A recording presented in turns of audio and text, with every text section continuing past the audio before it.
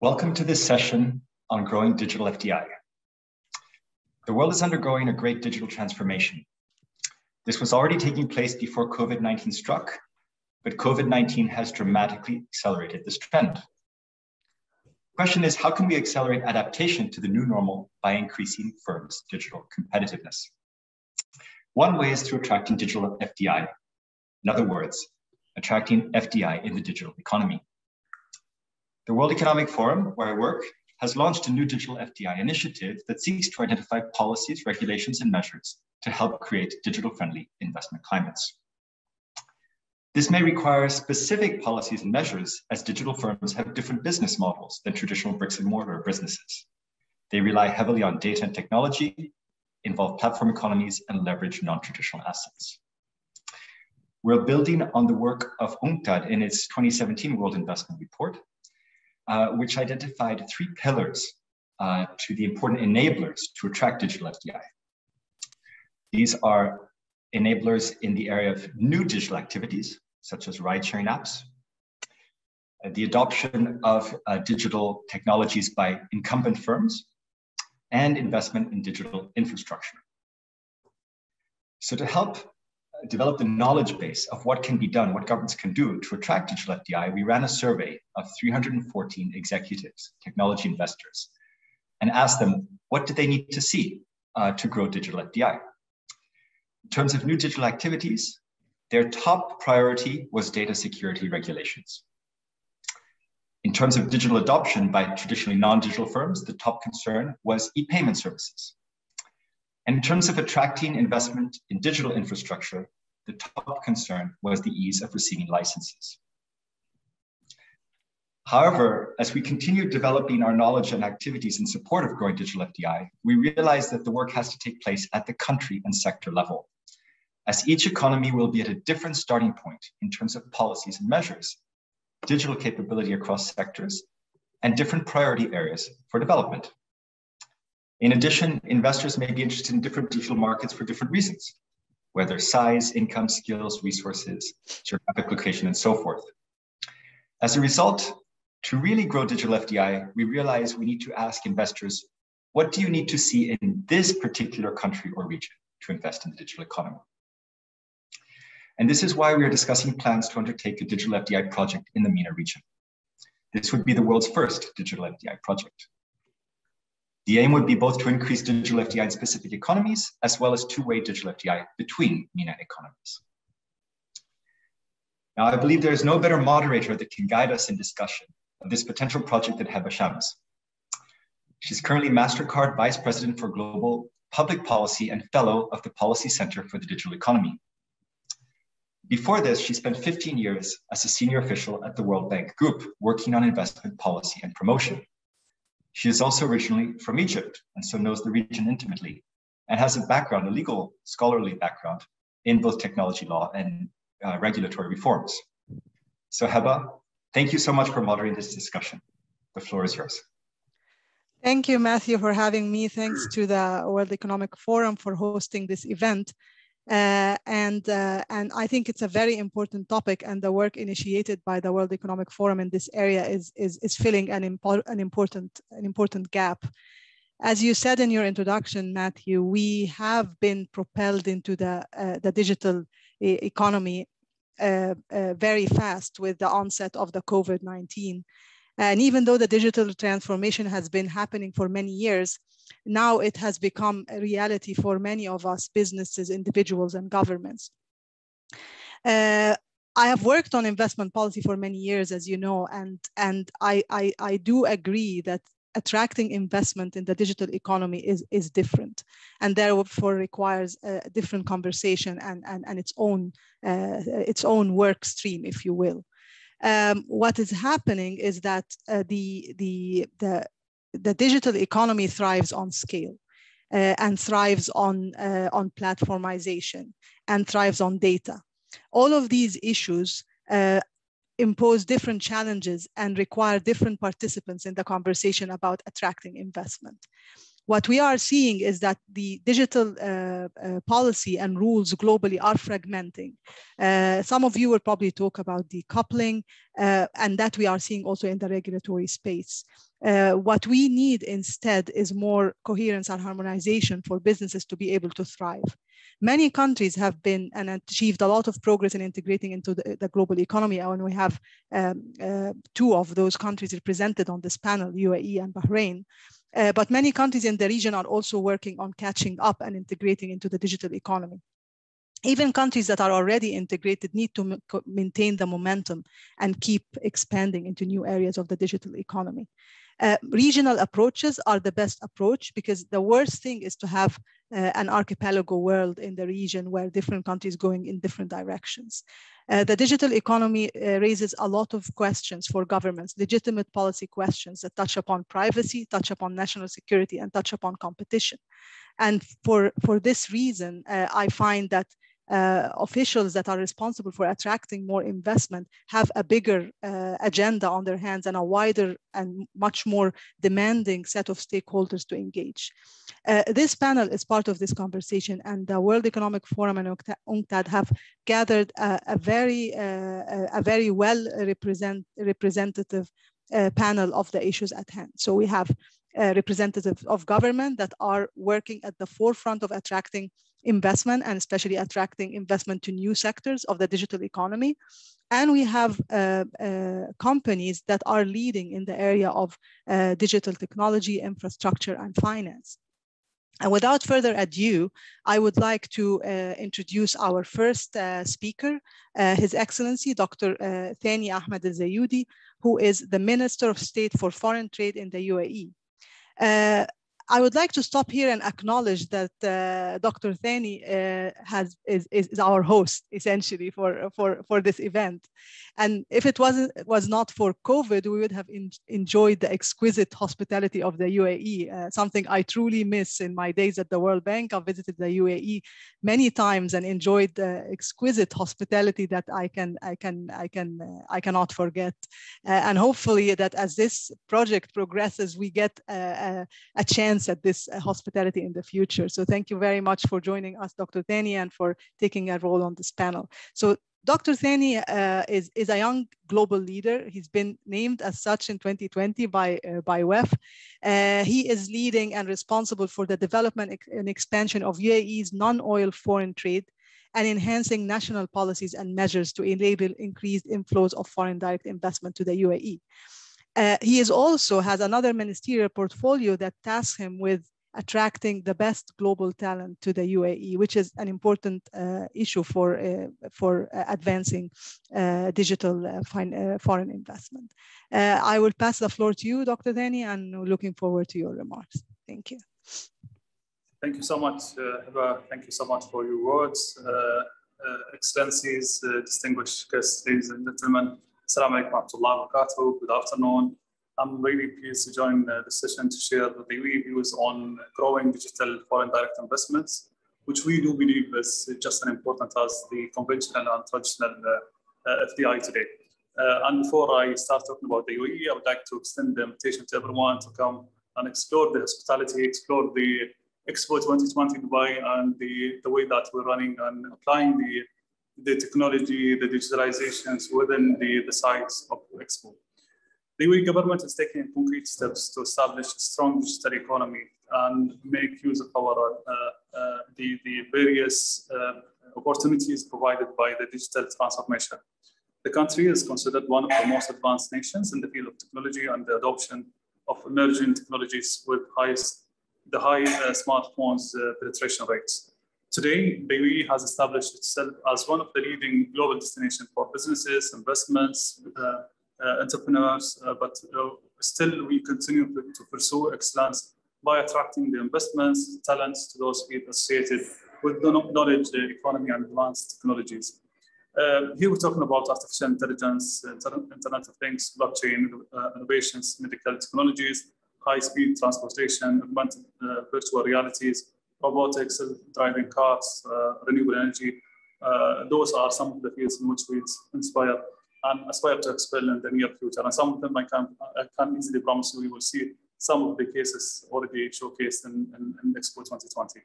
This focus of UAE government on creating a society powered by smart IT infrastructure is driving significant investment across leading technologies domains as well. And the UAE business investment climate is undergoing constant modernizations marked by updating the existing laws and regulations.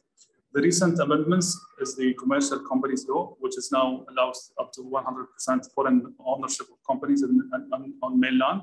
The other one, which has been recently announced, the Data Law, which is going to be fully announced and will give the full details in the upcoming few weeks. Besides granting the full ownership, it also allows the investors to transfer company's ownership, change the legal form of the company, and may require and liquidate their companies. And furthermore, the National Strategy for Talent Attraction and Retention is now ensuring the availability of global talent pool across all strategic sectors, and for sure the digital and any associated expertise related to digital is included. Here we're talking about the communication, fintech, renewable energy, agri-tech, e-commerce, AI for sure, within the country and even across the region. Another notable initiative is the UAE's project to attract 100 coders per day as part of our project of the 50th efforts. It's something which we would like to ensure these transformations on the sectors will be supplied by the right pool of expertise and highly skilled people in a way that is going to facilitate their transformations toward applying the real concept of the digital transformation. This is yet another important development that can significantly enhance the ability to attract digital FDI for the future sectors. The UAE became the first country in the world to appoint Minister of AI as part of our strategy for AI. And the move highlights the country's resolve to be at the forefront of global technological transformations and revolutions. Meanwhile, the strategy of the Ministry of Industry as well and Advanced Technology, also known as Operation 300 billion, is the largest and most comprehensive plan for developing the UAE's industrial sector. It aims to position the UAE as a pioneering global destination for technologies and innovations. So we'd like to ensure that we're bringing the fourth industrial revolution's technologies as part of this industrial plan and put in place an advanced technology roadmap that drives innovation. Keeping pace with initiatives and developments, but also strengthening our regulation and regulatory frameworks with policies, especially in area around IP's rights, which is very important in this sector. All of these efforts contribute to enabling the digital economy and attracting more investments to the digital space. However, given the digital technology continue to evolve, constant collaboration and joint efforts are highly needed to ensure that sound policies, regulations, measures, investments, financial support to attract and retain the digital FDI. Here at the UAE, we remain very keen to collaborate with the World Economic Forum and the colleagues in the region and globally to ensure that we achieve these goals and bring the best to the UAE and to the region, to the whole world. Again, thank you so much for having me this afternoon with you guys. I'm looking forward to see you physically on the Expo 2020 here in Dubai. Thank you. Thank you very much, Dr. Thani. And of course, we will come back to these amazing initiatives in the discussion. Now, I would like to introduce His Excellency, Dr. Mohammed Suleiman Al-Jazeer, the President of the Islamic Development Bank, an eminent development multilateral institution in the region. Before assuming his office in August 2021, Dr. Al-Jazeer served in many important roles. He was the Minister of Trade and Economy for the Kingdom. He was also the Governor of the Central Bank and the Executive Director for the Saudi Arabia at the International Monetary Fund. I would like to invite Dr. Mohammed to share with us his perspective on attracting digital FDI to the region from his perspective as the head of the Islamic Development Bank. Thank you.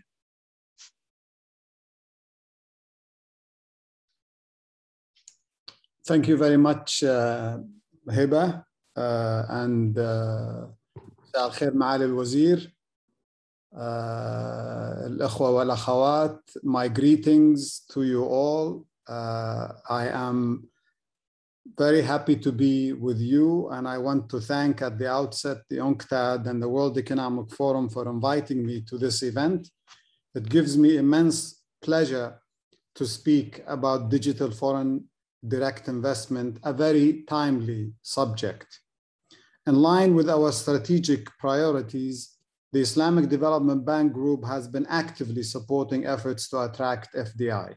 Specifically, one of the main pillars of the Islamic Development Bank's regional cooperation and integration policy focuses on improving investment climate and competitiveness to promote cross-border investment. In addition to greenfield investments, digital FDI is also one of the areas where we are putting increasingly more resources, particularly in the aftermath of the COVID-19 crisis. According to UNCTAD estimates, the size of the digital economy ranged between 4.5% and 15.5% of the world's GDP in 2019. With the COVID-19 crisis, these estimates are going up as the world goes through an accelerated digital transformation. Nevertheless, not all countries can take advantage of the new opportunities. Therefore, it has become more critical than ever to ensure an equitable distribution of the gains from the digital economy between developed and developing countries. In this regard, digital FDI is an efficient way to facilitate the transfer of technology and know-how across countries and regions. Accordingly, from a developmental perspective, there are critical issues when it comes to digital FDI enabling initiatives. First, the existence of necessary infrastructure related to information and telecommunication technologies. Second, the existence of enabling, and I underline enabling, policies such as regulatory frameworks. Third, the availability of skilled labor that can provide the needed workforce to digitally enabled enterprises. The investment promotion agencies could play a pivotal role in promoting digital FDI. However, they require new skills to be well positioned to understand the unique characteristics of digital FDI. Moving forward, and considering all these challenges and opportunities, we need to focus our efforts on identifying digital gaps across different regions to guide the formulation of customized roadmaps regionally and globally. Once we have agreed upon roadmaps with relevant governments and development partners, we can easily coordinate our efforts to close the existing gaps in institutional capacities. To make this happen, the Islamic Development Bank is ready to support digital FDI enabling projects through a consultative approach. It begins with identifying the most critical needs and ensuring consensus among relevant stakeholders on the way forward. Colleagues, digital FDI can indeed be a powerful catalyst for bridging the digital divide and achieving sustainable development. It can accelerate growth in critical sectors like agriculture, education, healthcare, and transport. In this context, I call on all stakeholders from governments, the private sector, and international financial institutions to join hands in forging partnerships and initiatives that could facilitate the development-oriented digital FDI. Thank you very much, and I look forward to hearing the rest of the discussions. Wassalamu alaikum wa rahmatullahi wa barakatuh. Thank you very much, Dr. Muhammad, for this very important support for work in this area. And it's great to see that the Islamic Development Bank is leading the way on that. It's a critical institution in the region, and your support for initiatives that are on the cutting edge of current economic development is vital for the region. Thank you so much. And we'll come back to your vision in the discussion towards the end of this session. With that, I would like to move the conversation to the private sector part of our panel, and I would like to start with Craig Burchell from Huawei, who is a trade lawyer with 30 years experience. He's been an advocate around the world on law and business policy in the technology sector. He led on trade and market access issues in Philips, and also he led government engagement in this area and policy work in this area with other leading technology companies such as Samsung and Xerox. He is, as you know, Huawei is a leading ICT infrastructure provider and also a leading provider of smart devices. So we're looking forward to hear from Craig, what would it take for a company like Huawei to invest in the digital transformation around the world? Thank you. Thank you. To esteemed speakers, thank you very much for listening to this, and I want to thank the WEF for inviting me to join in. As was explained, I've spent 30 years in the tech sector, legal sector, and working for some big tech companies around the world, so I'm familiar with different approaches from different regions as well. Now, I'm joined Huawei a few years ago. I'm based in Shenzhen in China. And what we've noticed particularly is, well, certainly Huawei has seen that it's very important to encourage the digital economy and digital trade. So I'm looking after trade and investment issues. And for a first thing, we wrote a paper at the end of last year, which was concerned with digital FDI, digital inward investment. That was to support a digital recovery, because last year we were all talking about the benefits of investing in digital, and we found that countries with large investments in good connectivity were sort of coping better with the effects of the COVID pandemic. But what we noticed over that period was an acceleration of the digital transformation that we've been talking about for a number of years, and other tech companies. And with the adoption of more and more working from home, or working remotely, or working secludedly in order to avoid the risks that come with the pandemic, there was a huge uptake in connectivity needs and demands. So what we do as a company is, obviously, we supply equipment to our customers, who are the telecoms providers, and also to entrepreneurs and businesses. We supply cloud services. So all of these have been in great demand as building the back office, the infrastructure, which enables the companies then to engage in trade and improve their digital economy. As far as connectivity, we know there are OECD figures which say that a 10% increase in connectivity translates into a 2% increase in trading goods, 3% in services, with the bonus that economies which are engaged in free trade agreements, they get a bonus return, and we've seen calculations from the OECD suggest that they would get returns maybe 1% higher on each of those if you're involved in an FTA, which enables sharing. So connectivity is also about access to technology. We've also heard already the digital divide, which is very important. So connecting those who are a little bit more difficult to connect is very important. And that requires technology for all. So access to technology for all is very important, which makes me link to the very great importance of connected supply chains. Technology companies don't call for or don't support any form of forced decoupling, because it's contrary to the way technology has evolved over the years, and I've seen that. I've seen the migration of ecosystems from in manufacturing from the US and EU to Southeast Asia, for example, and Southeast Asia, in my view, will continue to be the driving force for electronic manufacturing and software and combinations. Although we'll see in the future diversification of the semiconductor supply chains with different sources in 3 different regions. But I wanted just to talk about changing the rules as well, which are very important. We're currently involved in a project with a number of countries and a number of members of the International Chamber of Commerce, and it's called a modern digital trade ecosystem. We have today 3 reports have been released today in London, covering the G7, Germany, and the UK, which describe the business case for digital documentation. So these are designed to attract the interest of governments in the great benefits to indigenous companies if we can collectively adopt digital documents.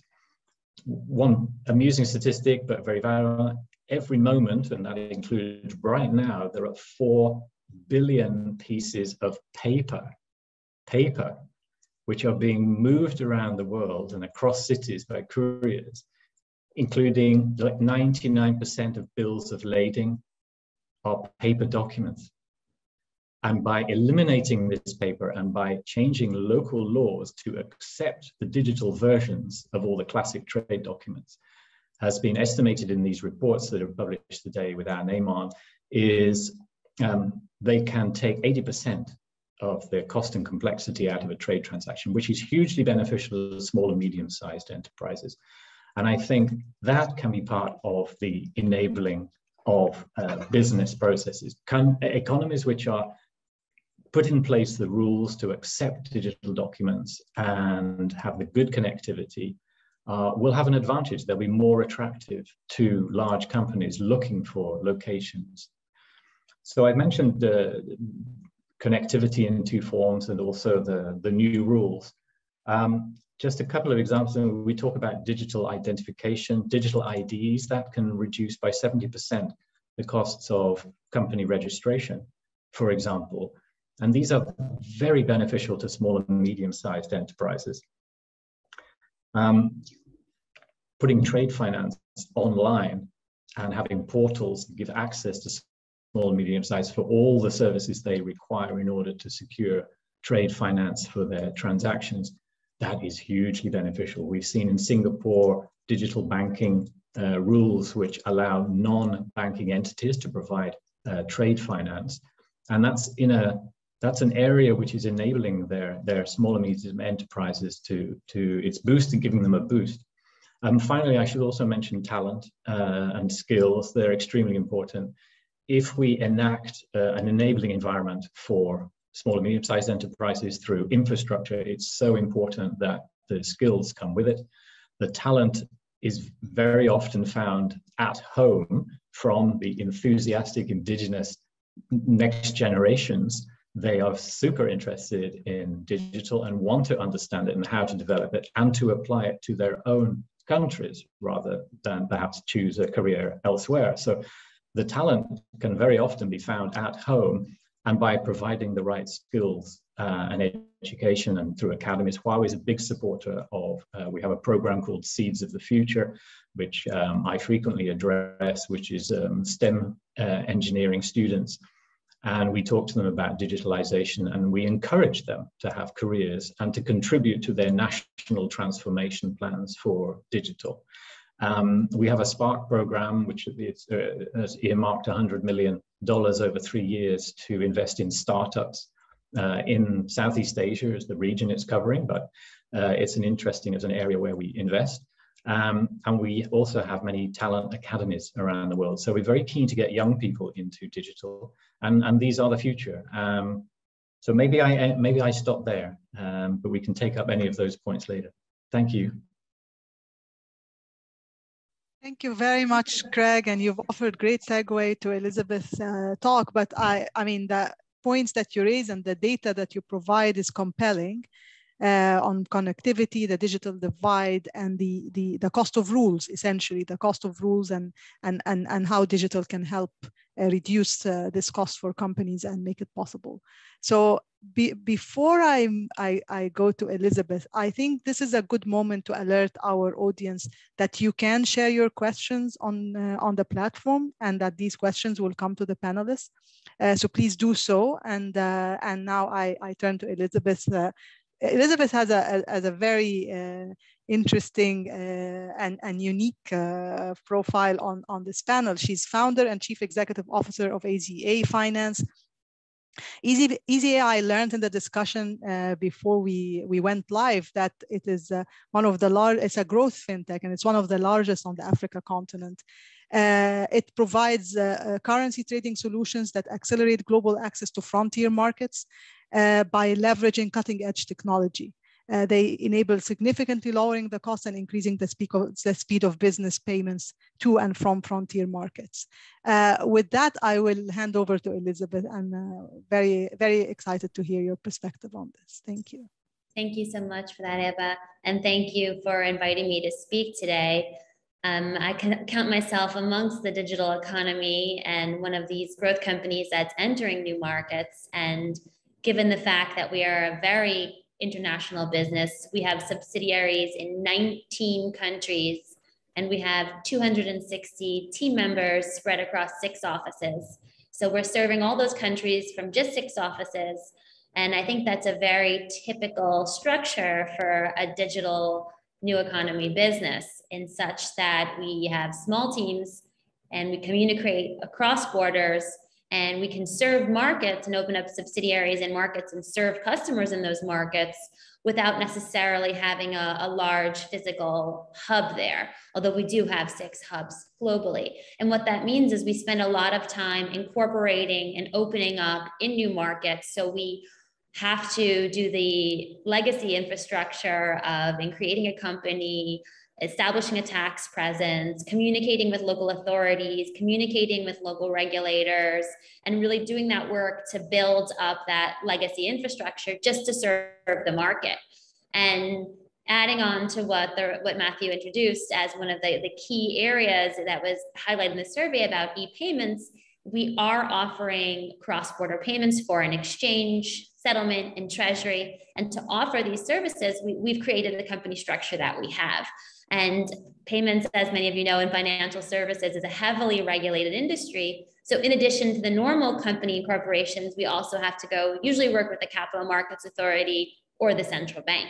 So there's almost a bifurcation of our business operations, which is that we're a very digital, distributed, agile young company, but we have an entire quarter or even a third of our business dedicated to opening up physical incorporations and infrastructure, and in parallel to our digital lives, creating these relationships in a very manual way. And we certainly look at markets to enter, and we look at countries to enter, and we're entering Egypt right now, and we've been active in Abu Dhabi for 4 years and entering Dubai this year. And we're entering these markets right now. We look at what is the procedure to enter the market in the smallest way to test it out? What is the way to enter the market to have full operations? What is the relationship that the regulators have with growth size companies or young companies? And most importantly, what does the traditional financial services sector have in relation to working with that? And a couple of examples are that we've incorporated in countries before. We've received sandbox permission, which is something that has developed as a way to bridge between the old and new world economies, perhaps a sandbox.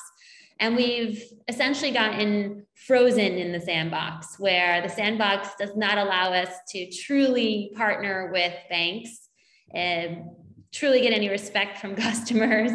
We're somewhat regulated, but we're not regulated. So we have found the sandbox experience not a success in the 3 times we've entered sandboxes across the markets and regions. And I think that's something that might be news and something a little bit revolutionary to hear, but as a alumni of several sandboxes, I think that that's not a strong enough approach or stride for a lot of these countries to use. And what we really need is we need to have regulation fit the new business models and the operations, and to take 18 months to get regulatory approval, or 18 months to approve ownership restructuring if we were to buy into a market. So we've just acquired our second company. It took almost 18 months to get approval of change of ownership. These kinds of timelines kill digital businesses, young digital businesses. And these kind of timelines are very difficult to fund for young digital businesses because we operate on lean budgets, we scale rapidly, and often you can see a company that, for example, for us, we have $20 million of revenue and very young company with a very small budget. And to be able to fund multiple markets for 18 months with no revenue while we wait for an approval is almost impossible. And we tend to go to markets where that's not the case. So again, when operating in heavily regulated industries, specifically payments, which is key, and the fintech businesses are the ones that are growing and being funded the most, I would say that the thing we talk about most amongst fintech founders is the problem of becoming licensed, and the problem of becoming truly licensed, not just a temporary sandbox license, which does not allow any significant volume. And then the second is to partner with the traditional financial industry. So even with a license in the UK, we were never able to get a UK bank account. And it was a bit of a chicken and an egg situation where the regulator said, well, it's not our job to force the banks. And the bank said, well, we're worried even if the regulator approves you, we're going to get penalized. So I think that's a problem that happens in many, many countries. And part of that is what was just discussed by Craig, which is that without digital identity documents and without a full digital KYC and compliance flow, there is a burden on a lot of these new businesses to provide this heavy manual compliance and KYC. That is a very easy scapegoat for traditional incumbents to say, well, if you can't supply this and you're new, then we can't work with you. And in many markets, we have to collect 15, 16 different documents to partner with a business client, and they're not automated. There is no company's house in many of these markets, which is something that's available in the UK, and that there are many fintechs and tech companies implementing APIs for. And so it's very difficult to provide that at any operational cost that makes sense. So when welcoming in these companies, if they do manage to get a license, if they do manage to enter with a local subsidiary, if they do manage to finally start operating, the compliance and the manual KYC is so cumbersome, it becomes difficult for them to be accepted. And so I think when we're welcoming in new young companies at the digital economy, and we're looking for companies that are investing in this space, we have to make sure the roadblocks are clear, and we can't have one hand of a government welcoming and then another arm of the regulatory bodies prohibiting. And I think that's a very tricky situation to work out, and something that a lot of people are thinking about, but something that's still a bottleneck in almost every country we've operated in, and certainly in the regions we're talking about today.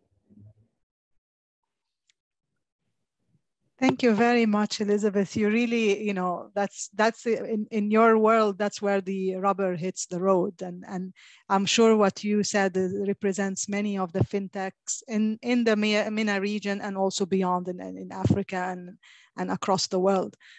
So I think you really led nicely to Musab's intervention. Let me first introduce Musab. He is the Executive Director for Investment at Bahrain Economic Development Board. He comes to this role from a long career and deep experience in the ICT sector, both on the regulatory and business sides. The Board of Economic Development is Bahrain's, is the kingdom's investment promotion agency, and it is responsible for attracting investment to the kingdom and supporting initiatives that improve the investment climate. So you've heard Elizabeth, call for help or action, either way you want to see it. But what do you think? I mean, you're in the business of making it easier for companies like Elizabeth to operate. So what would you say to that, and what are you doing on that front? Thank you. Sure. Thank you, Hiba. Your Excellency, honored panelists and guests, ladies and gentlemen, it's a pleasure to be here. My thanks to UNCTAD and the World Economic Forum for organizing this discussion. You're right. We obviously have digital FDI, or FDI into the digital space, and the digital economy being a key strategic focus for us as an IPA and for the kingdom as a whole. What we found is that generally, I think there's three primary topics or three primary buckets that need to be considered when you're trying to promote a digital FDI, which, as we're all aware, following the COVID pandemic, has become not only accelerated, but an even larger enabling factor. So to what Elizabeth was speaking about, I think the first thing we need to be aware of is the willingness to change. I mean, you can't just take things that were done in the physical space, trying to digitalize it and expect it to leverage the power of the digital economy. You need to be ready to make a few changes, you need to be ready to view the world and the digital geography slightly differently. So I think that willingness to change, to innovate, to even sometimes fail, try and fail, is going to be at the heart of a digital transformation agenda, and by extension, digital FDI. So Craig mentioned about connectivity. Obviously, if you need your core infrastructure and your core transports mediums to be in place, then you need data. So the heart of digital FDI is now that you can access it, what do you do with it? And here we found that there need to be certain frameworks and measures around handling that data. One of the biggest issues is privacy, and it's not just when you talk about privacy, most people think, oh, my just access to my data. Yes, but there's also another element, which again my colleagues have touched upon, which is trust.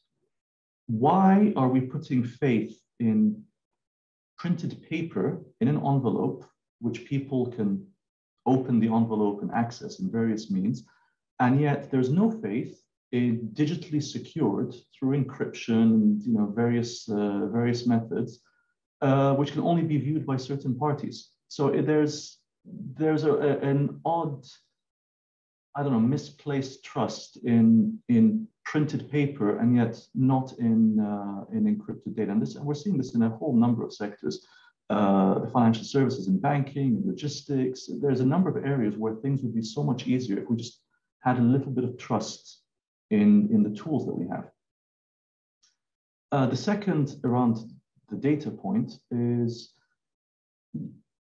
the data now is changing the way we look at the globe and the way we look at markets. So there has to be a mechanism for cross-border data flows.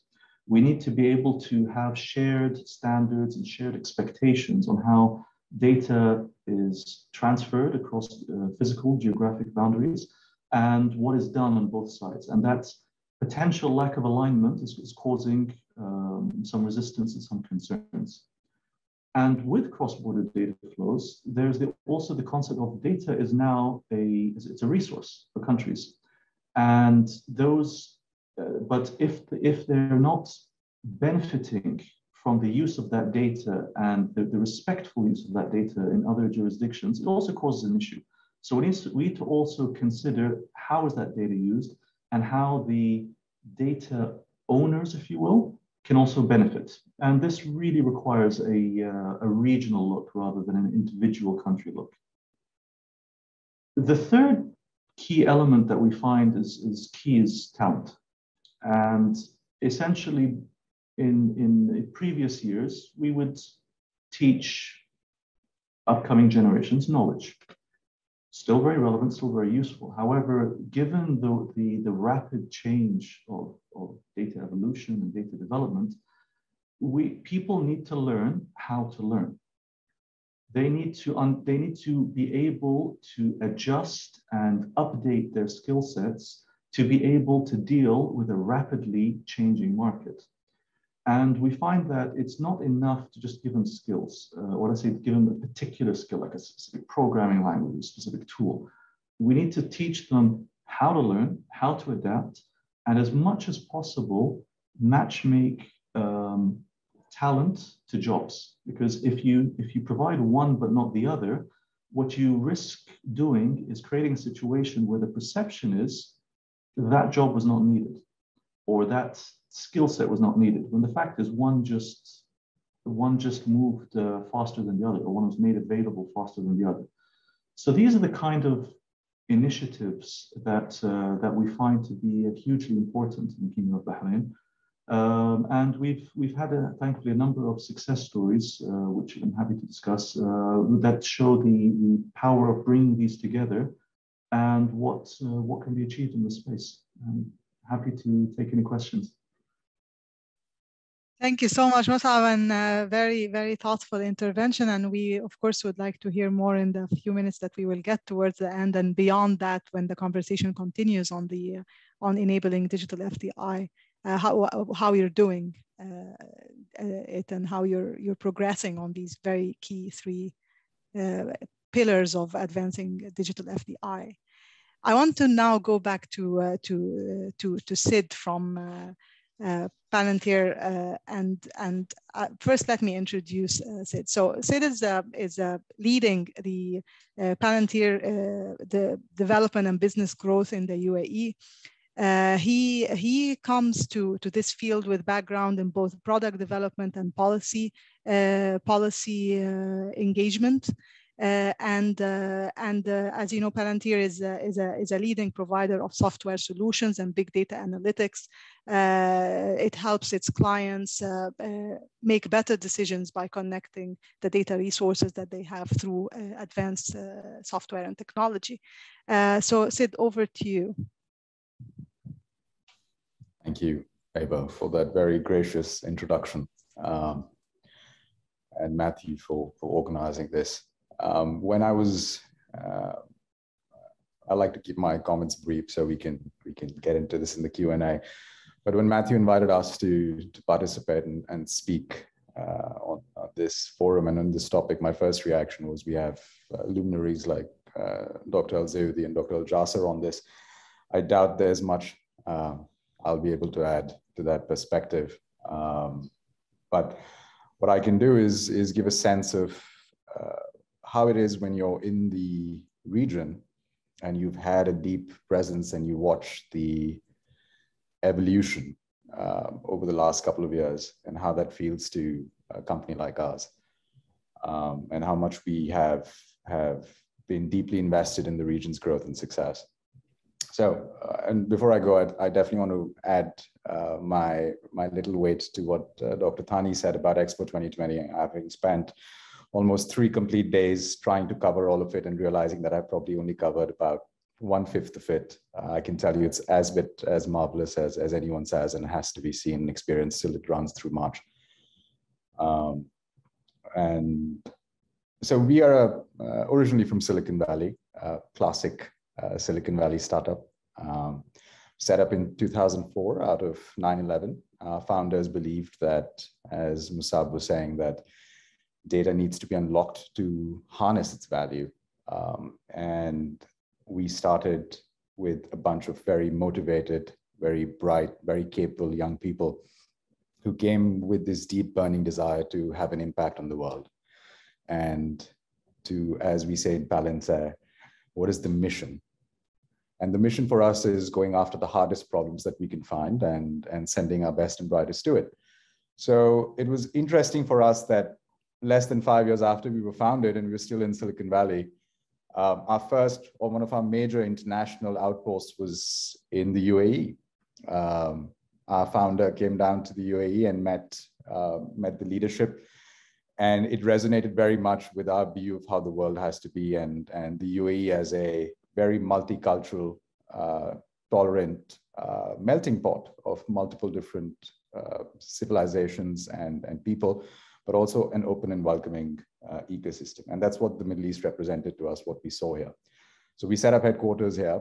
And for a Silicon Valley company to and as Dr. Al-Jazeer will obviously attest to from his time in the University of California, to have a bunch of incredibly motivated young kids come down here and base themselves in the Middle East right out of college is quite an interesting experiment to see, say the very least. And here we are now, more than a decade later. We've grown exponentially, both globally, as you must have tracked when we went public last year, but also locally, where we operate in a multitude of different sectors across energy, finance, aviation, you name it, we do it.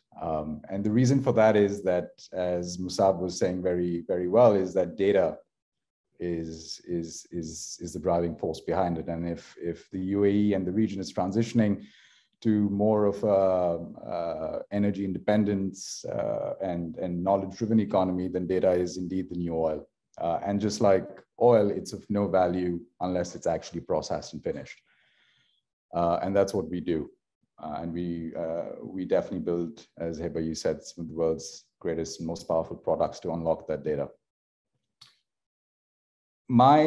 Our observation locally and regionally has been as an American company based in the Middle East is that the ability for us to organically settle, bring the best and the brightest minds the world has to offer from colleges and universities across Asia, North America, Europe, and have them integrate into a local ecosystem has been incredibly profound.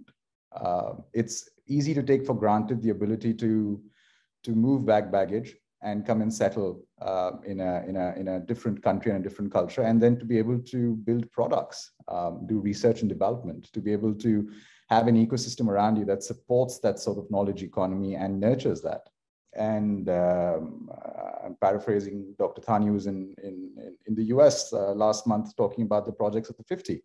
And many of my colleagues were in the audience from venture capital and startups. And the first thing they said was, it's amazing that the UAE is such a hub for talent and investment, but also for technology. I have colleagues who go to NEOM in Saudi Arabia, and then they come back and say it's something to be seen, to be believed. It's not one of those things that you can describe in words. And for us as an organization and as a group of very intrepid, mission-driven people, it's very rare for us to find ecosystems where we can build from the ground up and be able to have such profound impact and feel at home. It is in many ways a home away from home for a lot of our multicultural people and workforces that we have in here. And Dr. Thani touched upon the things that make the UAE unique. I had the pleasure of listening to Minister Al-Olama yesterday, the Minister of AI, talk about the new data regulation law. I know Saudi Arabia is doing some very cutting edge regulation on that piece. And the one thing that keeps coming back to us fairly often is the incredibly refreshing consultative approach we see being taken here between public, private sectors. It is something, again, that we don't take for granted. The fact that the government, the leadership, civil society is so closely enmeshed with each other and is willing and open to listen. The Coders project is something that we found incredibly powerful. This whole move to provide residency and ease of doing business by attracting the best and the brightest. I'd be hard pressed to find a country where you'd see that. With the entire vision for projects of the 50 and plans of the 50, looking at how they're rolled out, we're incredibly excited as an organization, as a group of motivated young people who come from diverse backgrounds to call this part of the world home. And nothing is more testament to that than the Expo. I mean, where else in the world would you have a World Expo representing the entire multitude of civilization and also be able to still be uniquely Middle Eastern? Matthew had asked me to be specific about the suggestions we have, and I reflected upon this for a while, and I heard all of you speak. And the only suggestion that we can come across as an organization and is to keep doing the same thing. I think we've been here 10 years plus, and we want to be here for the next couple of decades. And the one thing we realized that apart from the ease of doing business and the multicultural aspect of the economy, the fact that regulation is so open and inclusive and consultative with industry, and the fact that at the end of the day, we can call this a home away from home, just continue doing more of this, and we'd be more than happy to support that. Thank you, Sid, for the, you've brought to light a few points that are harder to tackle, you know, the role of culture in attracting digital FDI. That's the hard one, and policy can do some, but at the end of the day, it takes a while to transform a society in that direction. So we have 8 minutes to go, and we've got a couple of questions from the from the audience that I would like us to tackle, and they touch upon some of the key issues that kind of a thread through this conversation. So I'll start with a question from Vladimir Matushko, and he's asking about the investment in e-government, basically, who invests in digitizing the government. What the participant is hitting on is the cost to government of achieving this transformation. And I've heard you touch upon that. in the conversation. There is a lot to be done on making the government digital. Craig talked about the cost of not doing that. Elizabeth also talked about the cost of licensing and how much it affects the rise of new companies like Elizabeth, like AZA. I've also of course the Islamic Development Bank is in this space, investment as development partner. So let me and feel free to step in, and I'll obviously address these questions to our to Dr. Tani, to Dr. Mohammed, and to Musab as our government reps. Where do you see the investment in that coming in? How do you attract foreign investment and use foreign investment to achieve the objective of government digital transformation? Okay. So, Dr. Jesse, Dr. Mohammed, I see you're ready to start. Please go ahead. Yeah, very briefly, I think it all depends on the ecosystem that is there. I mean, some governments will find it prohibitively expensive to build the digital transformation of government work because the infrastructure isn't there, because the regulatory regime for the ITC is not there, and hence it is incumbent upon governments in the first place to build a very predictable, a very user-friendly regulatory regime that will attract huge investments into the sector, primarily from the private sector, and will create the competition necessary to reduce the costs to a level that will make it easy for the government actually to go and build all of that. If you see, for example, Saudi Arabia the last 3 years, you see the digitization of government. It is unbelievable. It is unbelievable. But that could not have been done if the infrastructure of the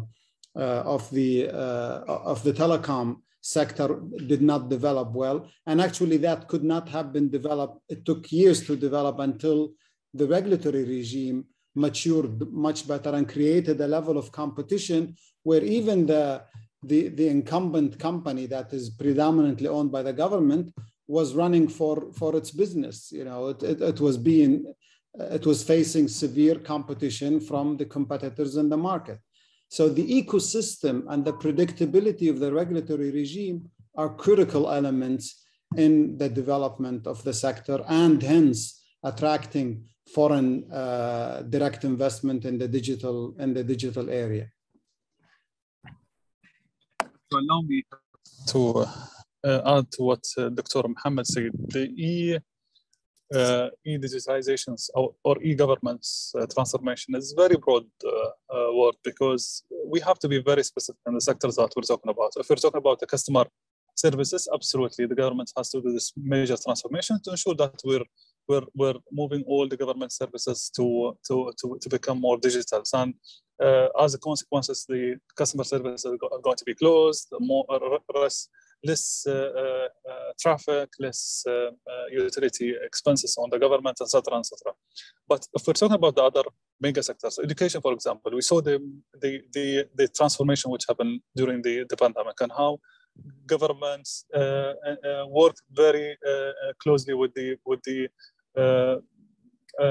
private sector on bringing the state part when it comes to e-education. And we saw the transformations and in the way that the education can be run during the tough times. And we know that there's going to be the new norm and the education, how the e-services is going to transform the way that we're sending across the knowledge and the education curriculums. Health sector, it's another big sector as well. Data is very crucial.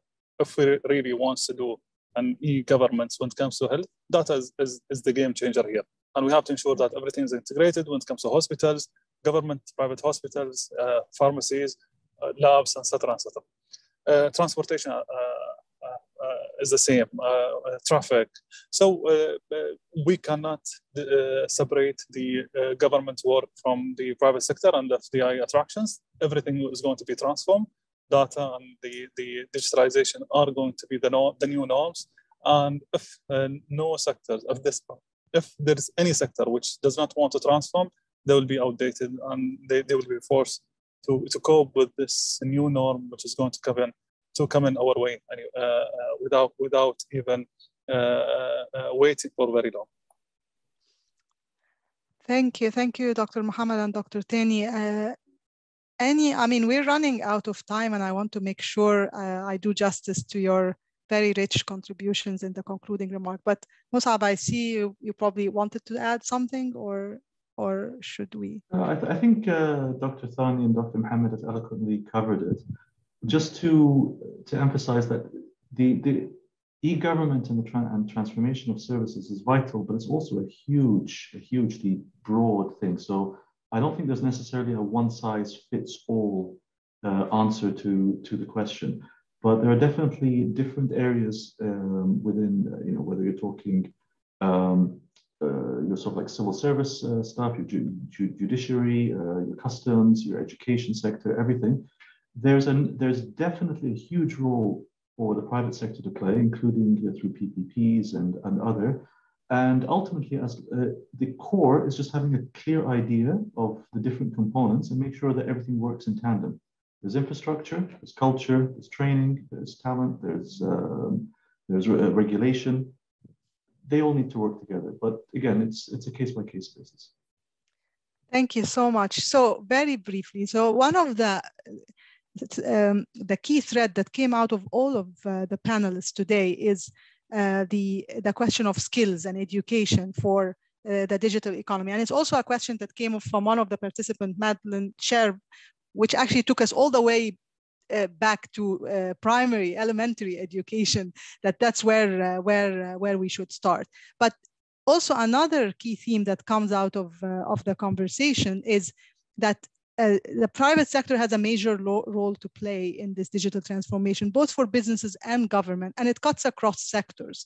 So when we ask the question, which sectors should we focus in, it is context specific, but definitely digitalization touches upon all sectors, and the private sector holds the technology and the research and development in this space, and is therefore a strategy that is based on attracting private sector investment, both foreign and domestic, is key. We also heard of the importance of a regional approach. One, to avoid fragmentation of the ecosystem for participants, and to help the essential scale for digital transformation to yield its expected dividends. And also because there are lessons to be learned across a region, like Dr. Muhammad said, it depends on context, and some countries in the region provide very good example of achieving that, and other countries are at a stage where they're catching up, and a regional approach that allows countries to benefit from prior experience in a culturally similar context is important. The other point that comes across very clearly is the task is really big, and digitalization of government, whether licensing to make it easier for newcomers to access the market, or to make trade possible through digitalization of trade, as we heard from Elizabeth and Craig, will be very important. Again, and I will reiterate Musab and Sid's statement. It's about creating the right culture and connecting the dots and creating clear roadmaps towards the end. So for that, I really congratulate WEF on its effort in this area. It's filling an important gap, and I really hope that we see convergence and collaboration around digital FDI development projects, where this becomes a prototype that gets transformed across MENA region and beyond. With that, we come to the conclusion of this session, and thank you all very much, Your Excellencies, and our great distinguished participants from the private sector, and all participants who listened to us for the past hour, and the conversation will continue. Thank you. Thank you very much. Wonderful to hear you all. Tamerlan, you were quiet, my brother. Why?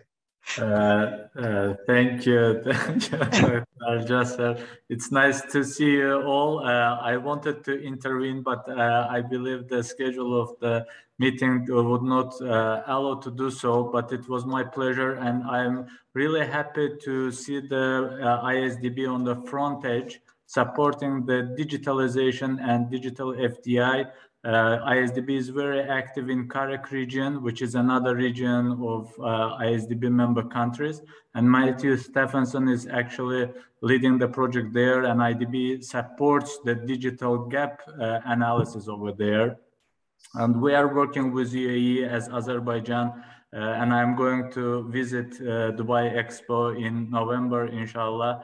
And we are working on digital trade document with them on regulatory lab, which is very interesting for us.